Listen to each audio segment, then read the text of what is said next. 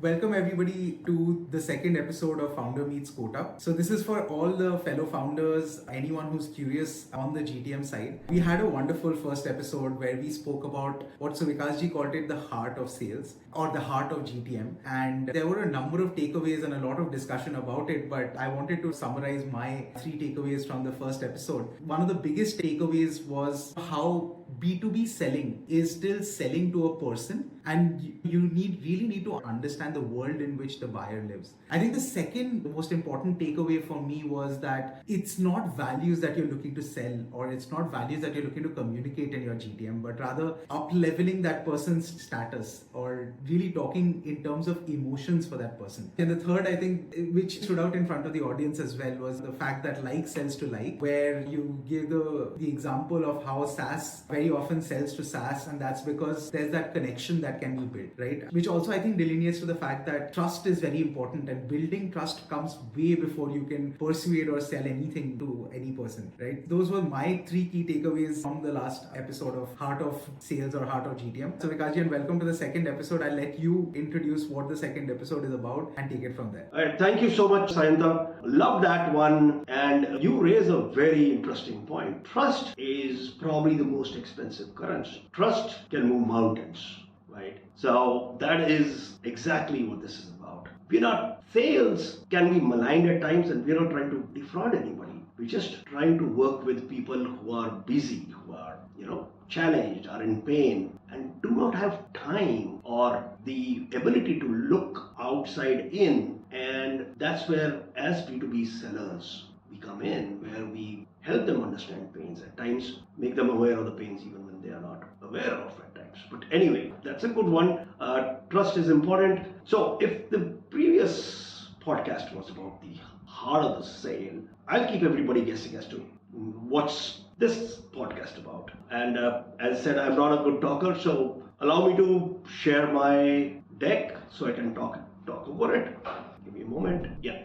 So welcome again to Founder Meets Kota episode 2, and let's talk about the 0 to 1 journey, a repeatable GTM that is high on all founders' minds, right? How do you traverse that journey? The one term that is thrown about a lot is a GTM engine or a sales engine, right? I bet you've heard about that a lot, Sayanta. I think especially as founders, Vikasji, we get to hear this very often, and a lot of times it comes from the investors, where they're really talking about not you as founders driving GTM, but more of a system that is in place, the cogs and wheels that need to be in place to keep driving the GTM journey forward, right? So how you can, I think, of course, it's thrown around a lot, and it has a lot of different meanings, but yeah, it's where the investor feels, let's say, reliance on the fact that the founder can move away after a certain point in time, and the show will still run, right? But yeah, so Vikasji, we'll let you kind of continue with your thoughts on it. Yeah, fair enough. And that is the topic for today. And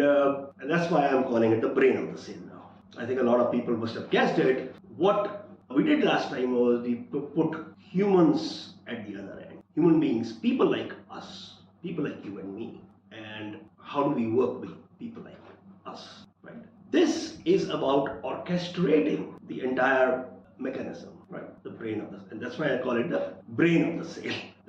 Now, so what exactly is sales engine? I have not come across any detailed reading on this, or maybe I missed it. So what is a sales engine? And you were bang on, right? Currently, it's like the sales engine, like the proverbial elephant with a blind man, and we are all grappling as to, okay, what does this person mean by a sales engine, or what does that person mean by a sales engine? So let's try to do it. I'll try to deconstruct it at the high level and then start giving some examples, but hopefully that should help, right?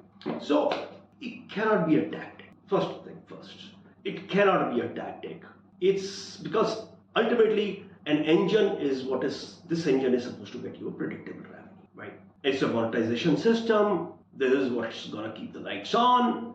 The important part is it converts your value into revenues, right? So let's start at the top. The first thing of a sales engine is connecting two parts, the value to the persona for an ICP. Now, I think persona we talked about kind of last time, right? The heart of the sale, that's a human being over there, right? So you have to ensure that you are precisely targeting your ICPs, right? Where and what is that? And that's basically where there's an urgent pain and shorter sales cycles, right? So the first thing of a sales engine, first part of a sales engine is you have to tie your values to a specific ICP and then the specific persona within the ICP or multiple personas, right? You could have your champion, right? You could have detractors also. Those things, they're all part of something we'll discuss in a future podcast, of course. But for now, that's the first step. And this is where you could actually go into it as a top level of your product, but also go deeper and look at key parts of your product and what the value they bring. Because as the discussions deeper, you have to have that, right?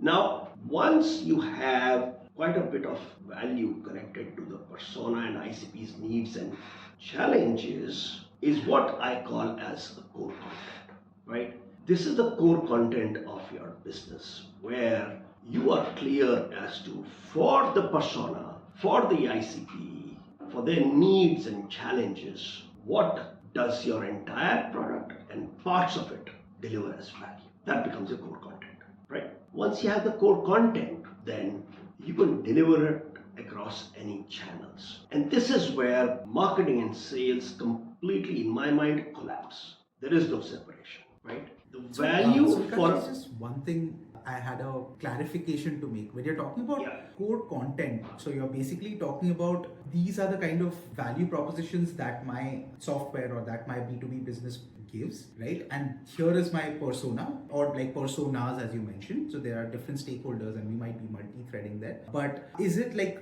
on the conjuncture of them, or like how exactly do you define the core content, or how do you say that, okay, here's what my structure of core content will look like? Exactly. For each pain, each need, identify how you solve for that pain, how you solve for that, and how the persona is impacted that by persona's impact in the which is why it is important. Remember, we talked about precise targeting, which means do not spread too thin initially. Pick one ICP. It takes time a little bit, but pick one ICP and then go from there. The more each ICP is a challenge to decipher, right? So, for example, if you're targeting the pharmaceutical industry for anything, pharmaceutical industry, right? How pharmaceutical industry behaves, their challenges in APAC could be different from those in EMEA, which are different from those in maybe Americas, right?